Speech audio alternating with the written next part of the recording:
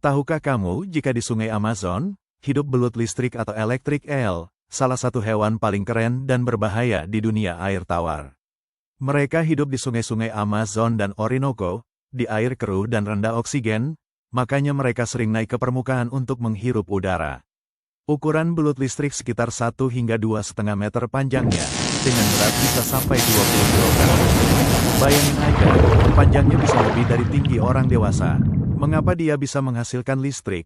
Karena belut listrik punya organ listrik khusus atau electric organs, yang terdiri dari ribuan sel-sel tipis bernama elektrosits yang mirip sel otot yang dimodifikasi. Sel-sel ini tersusun seperti baterai bertumpuk seperti series dan paralel.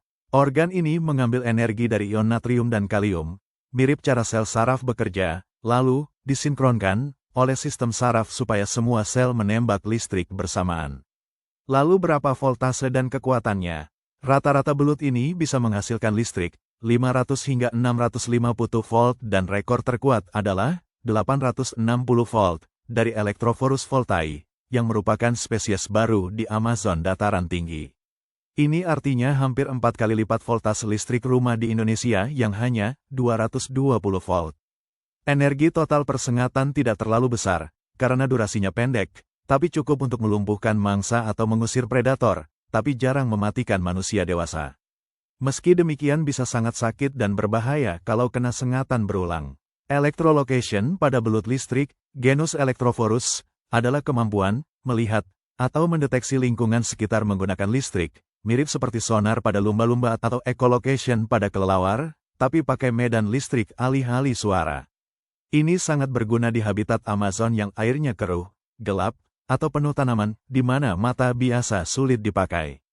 Electrolocation ini bikin belut listrik jadi predator super efisien di Amazon karena mereka bisa melihat tanpa cahaya, mendeteksi mangsa tersembunyi di lumpur atau dedaunan, dan bahkan trek mangsa yang kabur setelah disetrum.